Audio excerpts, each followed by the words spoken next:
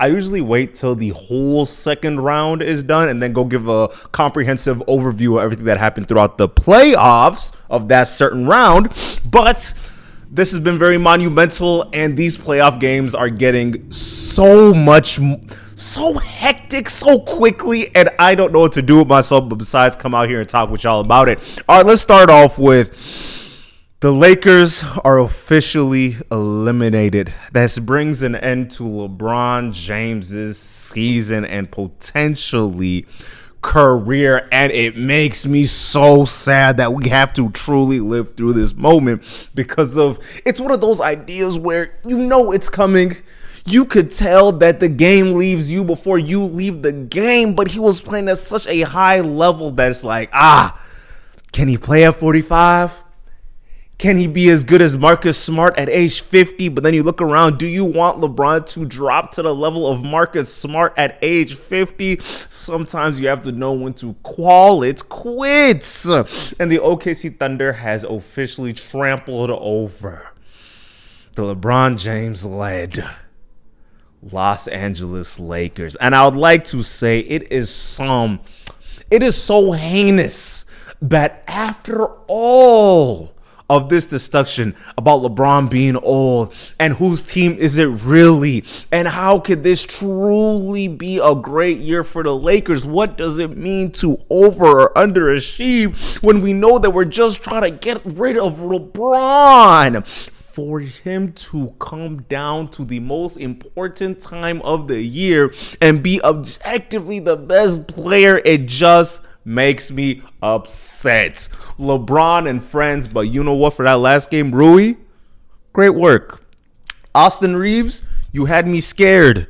Austin Reeves, you had your paycheck super scared because as we all know, when you're coming into the off season, getting ready to prepare to ask your organization for a raise, a truly big contract, they look at you and say, what have you done lately? Have you been hooping? Do you deserve this max? And keep in mind, Austin Reeves started off this year looking like a first ballot all-star. He was looking like a first team, second team player at the worst, averaging I think like 29 for like 2 months. It was Austin Reeves is just ridiculous. It was just ridiculous. But as playoffs come, players tend to show off their true colors, and with the injury riddled Los Angeles Lakers, the OKC Thunder truly took advantage of the mishaps, even though it started to look like by game 2, game 3, they had an idea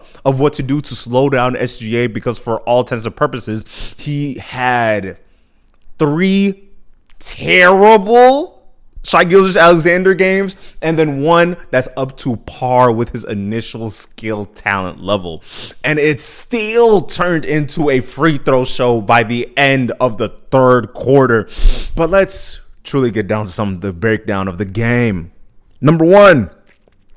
This matchup was very worrisome to begin with. There was a lot of question marks around a lot of the schemes that the Los Angeles Lakers were going to be able to run. Because if you even think about the former series that the Los Angeles Lakers, I'm not going to say they just barely eked out because it was still 1-6 and they did take care of business when business came to their front door. But I will say it seems as if that series against the Rockets was a lot of incompetence and a lot of infighting that truly led the way for this Los Angeles Lakers team to truly trounce them the way that they did.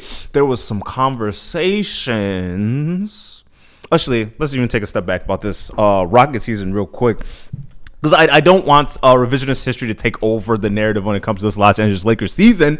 But I will say, when it comes to the matchup that they had versus the Rockets, you start to see a lot of the problems show when this team was obscenely slow. And you might be saying, well, they got an old man on their team. They got a lot of older players. For example, Marcus Smart or Luke Kennard or very defensive challenged players on their roster.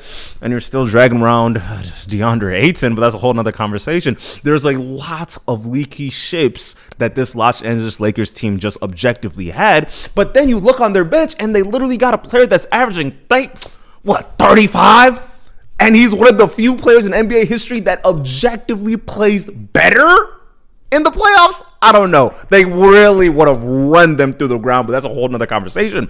But now that we actually get to this matchup against the OKC Thunder, you had to figure out, where can I get consistent baskets? Because even though in theory the Lakers should be as big or bigger, especially when it comes to having a player like LeBron James that is still the freight train that's able to get to the lane and show you how to score, there is still a disenfranchisement when you try and, level the talent on both sides of the team. Because of when you have a guy like Austin Reeves trying his best to still be able to be as efficient and as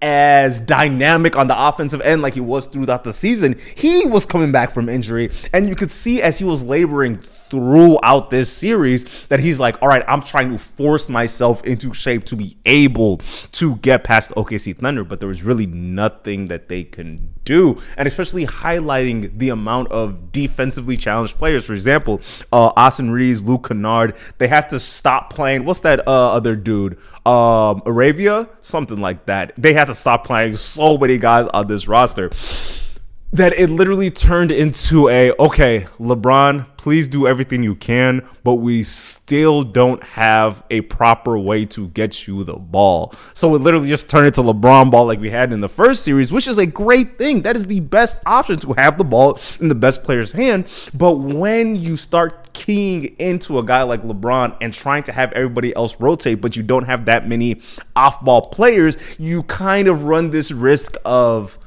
out of the 10 best players on the court at one time, the Lakers would only have one of the top 9 players. And it turns into a problem when you're actually trying to solve some of the rotational problems with a guy like Rui Hachimura. But I will say, he started to really come alive, because especially in the last game, you could see the fight to actually win a game and not go out sorry, because they figured out, all right, if we can force SGA to give up the ball, we will live with this 4-on-3 matchup and then just hope that we are able to rotate faster than their guards are able to facilitate the ball.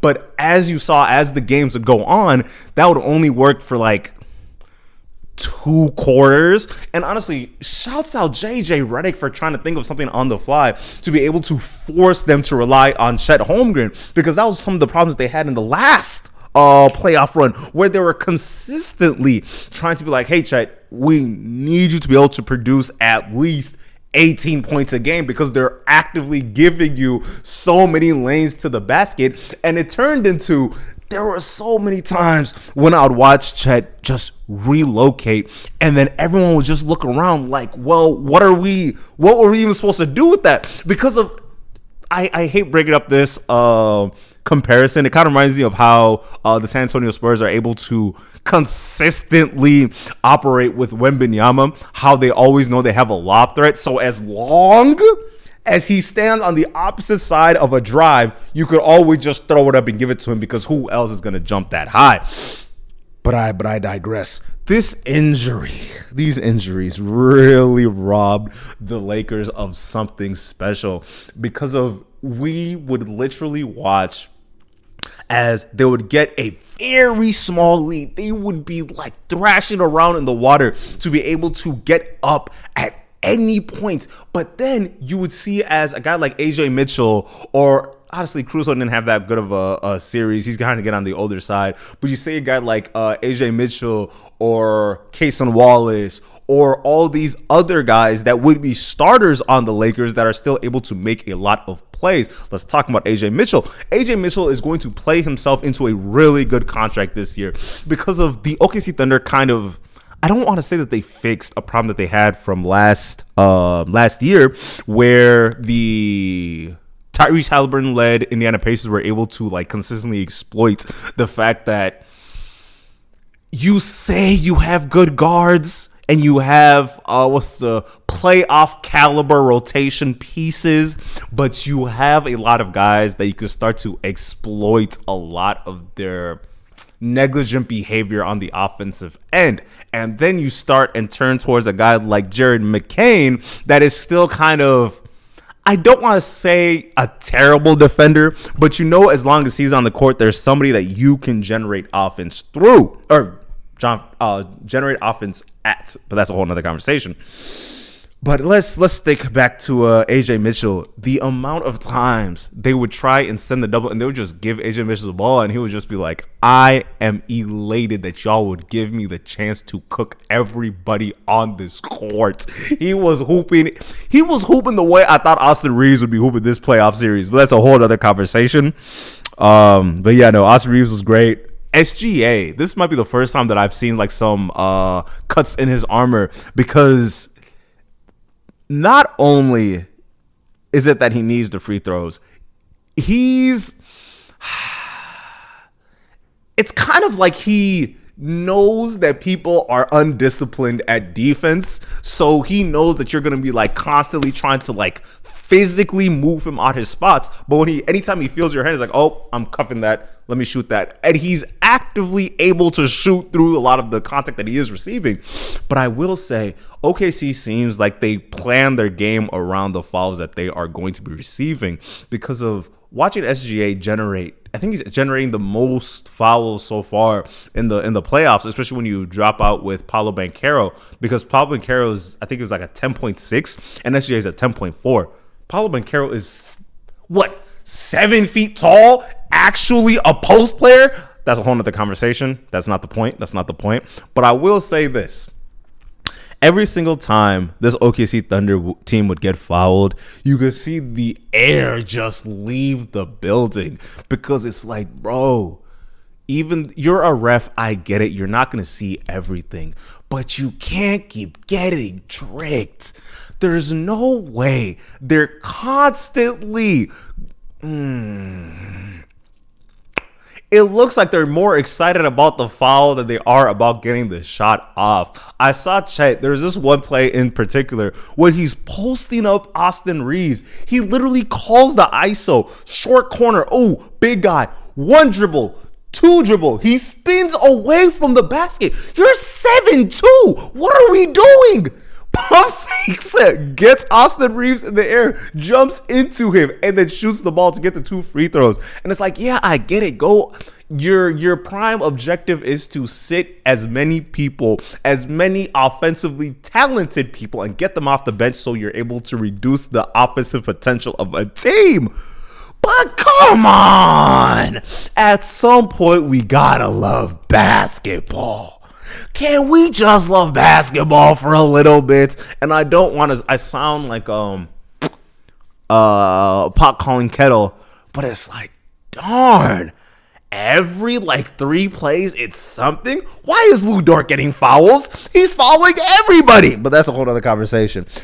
I will say this kind of makes me sad, because of this could genuinely be LeBron's last game, because of he strikes me as an individual that's like, I'm retiring up on top if you like it or not. If you think I'm a Vince Carter myself, you are sick.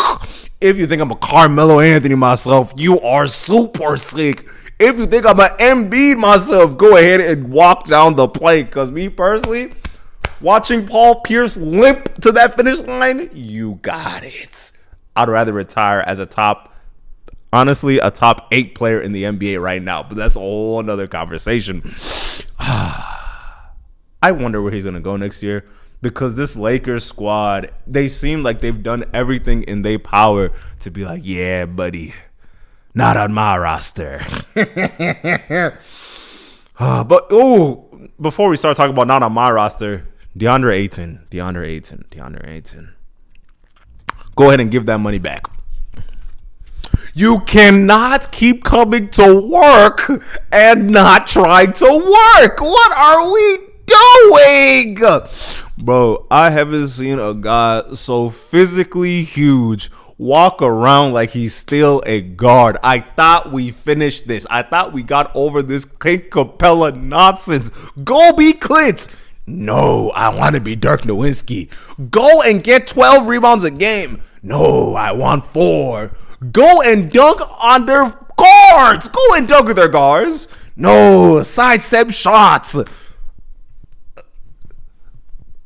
Dunk the ball. Play some defense. But that's a whole nother conversation.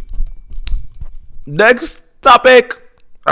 Before we get to the next topic, OKC, you guys can't keep getting rest. Y'all go piss me off. And it's gonna piss me off when y'all see the Timberwolves and we're exhausted again.